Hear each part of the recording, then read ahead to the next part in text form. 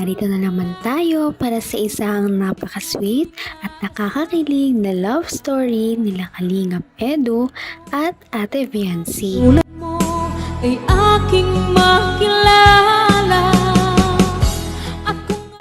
Sa pagpapatuloy ng ating video ay tumayo pa si Kalingap Edu sa school ni Ate Viancy at naghintay siya ng 5 oras para lamang antayin itong makalabas dahil nga sila ay nagkaroon ng kanilang unang beses na pag-LQ dahil hindi na nga nag-reply si Ate Viancy sa kanyang mga chat. Ilang araw na din silang ganoon kaya naman hindi talaga natiis ni Kalingap Edu na puntahan na si Ate Viancy sa kanilang bahay at wala nga siya doon kaya naman nagtungo ito sa school ni Ate Viancy at doon ay nakita niya si Ate Viancy at nag-usap sila at sinuyo niya nga si Ate Viancy sa ating nakaraang video at ngayon ang pagpapatuloy nito. Talaga namang todo suyo talaga si Kalingap Edu kay Ate Viancy para bumalik ang kanilang dating pagsasama. Thank you po. Kila Kuya Rob. Congrats. Sitting ko. Grabe, sisimula na yung bahay niya. Ang laki na. Ang laki-laki. At sigurado, kasya doon kahit 2 pamilya. Kasyang-kasya kahit 2 pamilya. Kahit sumama pa nga ako doon kasya pa rin.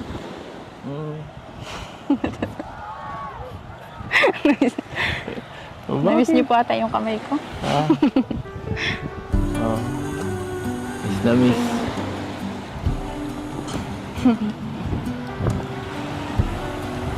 Bakit?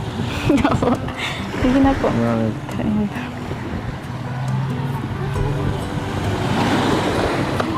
Ano? Thank you.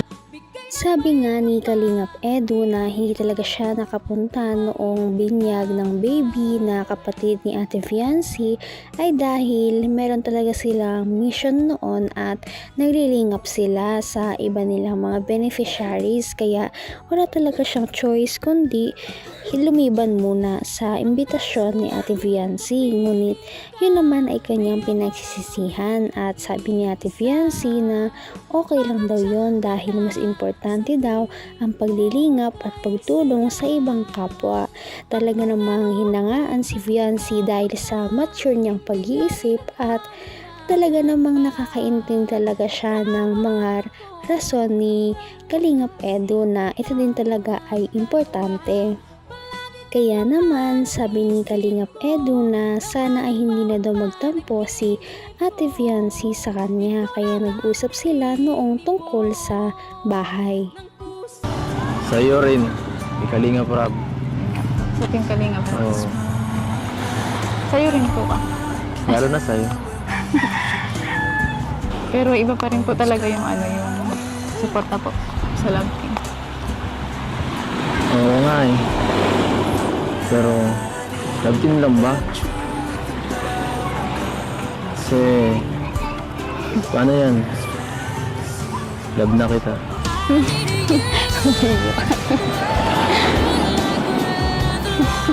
Totoo po kasi.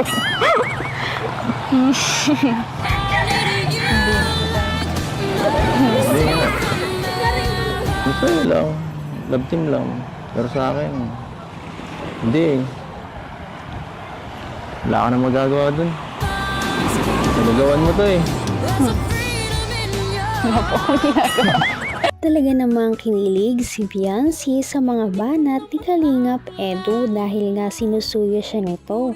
Dahil noong nagpapasalamat si Ate Viancy dahil sa paglawak ng kanilang lupa at pinagpasalamatan niya ang mga sponsors ay sabi niya nagpapasalamat din daw talaga siya sa kanilang love team. Dahil kung wala daw ito ay walang mangyayari na ganitong mga blessings sa kanila. Kaya naman sabi ni Kalingap Edu na love team lang ba? Sabi naman ni Ate Viancy na ano pa ba? At sabi naman ng binata na kasi para daw sa kanya, love niya na daw si Ate Viancy. Kaya naman hindi na natago ni Ate Viancy ang mga ngiti niya at kilig sa pagsusuyo sa kanya ni Kalingap Edu. Talaga namang lalambot din talaga siya at hindi niya rin matitiis ang pagsusuyo sa kanya. Beyonce. arms that carries me through. I need you. But, Tara na po. Labasan na po. sige na nga. Tara, na, uwi na pati sila. Akin na yung bag mo. Okay. Yun lang naman po. Mag-ibat pala to eh. Ganito yung ginagawa ng mga nakikita akong couple. Ano po? Mag-boyfriend, mag-girlfriend. Gusto ko masanay ka na. Tungkol po ng bata. Oo nga.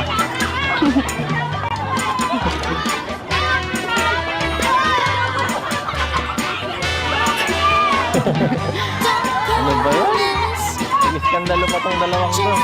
Sabi ko naman sa kanila, wag na sumuot yan eh. Ha?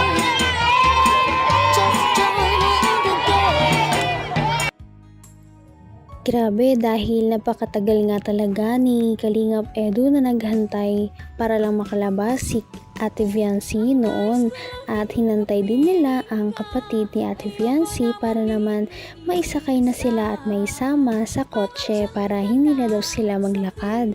Talaga namang napaka-thoughtful ni Kalingap Edu at iniingatan niya talaga si Viancy at ang mga taong nakapaligid sa kanya. At natouch din si Viancy dahil dinayo pa talaga siya sa school para lamang makausap at mahingi ang patawad na talaga namang gustong hingi ni Kalingap Edu dahil sa kanyang mga nagawa. Nakakatuwa din dahil marami ang nakakilala sa Kalingap team kaya ang mga bata ay nagkagulo. Just call me baby.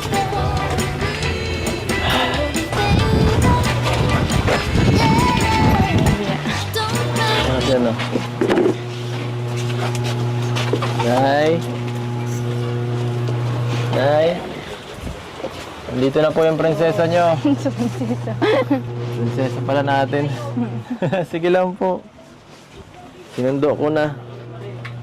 Opo po muna. Hindi na. Dito po. Opo. Yun lang talaga ang gusto kong ano yun. Ang pinakay ko. Sige lang po. At Makakape po kayo? hindi na siguro. Te. Hindi na. Sigurado po kayo? Oo. Ikaw lang sapat na. Sila kuyato po. Hayaan mo yun. Huwag mo na silang intindihin. Nakakatuwa nga dahil bago sila umuwi ay pinagkaguluhan pa sila ng mga bata doon sa labas ng school nila Ate Viancy dahil nga din nakakatawa si Kalingap Ato at yung isa niya pang kasama dahil nakasuot sila ng pang superhero at nakakatawa talaga silang panoorin. Dahil dito ay marami talagang mga lumapit sa kanilang bata at natuwa sa mga ginagawa nila. At pagka uwi naman nila ay makikita natin si Ate Viancy na gusto talaga silang kuhaan ng maiinom at pagkain. Talagang napakaswerte ni Kalingap Edu sa kanya dahil napakabait ni Ate Viancy at masikasa talaga siya sa mga bisita na lagi niya namang pinapakita kada vlog. Sorry ulit ha.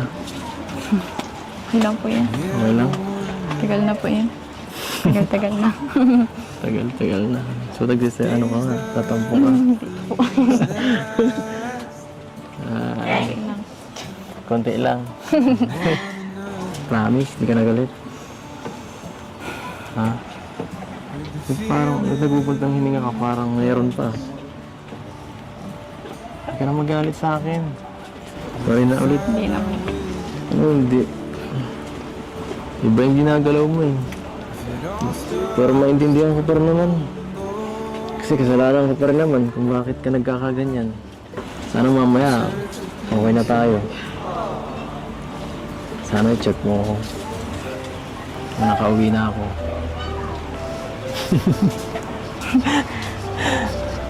Bakit? At pagkarating na nga ni Kalingap Edo, ni Ate Fiancy at ng kanyang mga kapatid sa kanilang bahay ay sinuyo na naman ulit siya ni Kalingap Edo dahil baka daw may tinatago pa siyang sama ng loob. At tama nga ang hinala ni Kalingap Edo dahil may kakunti pang tampo si Ate Fiancy sa kanya.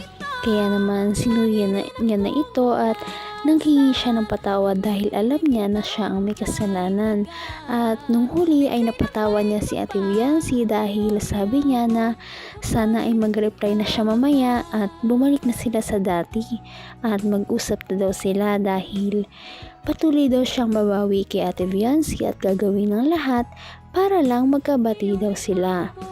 Kamay na kita mahal. Ngayon'y Kaya naman, sana ipatuloy natin silang suportahan at mahalin si Fiancy, si Kalingap Edo at ang Kalingap team. Yun lamang at maraming salamat sa panonood. Abangan natin kung magkakatuluyan ba talaga si Kalingap Edo at Fiancy. Hanggang sa muli. Bye! ngayon'y abot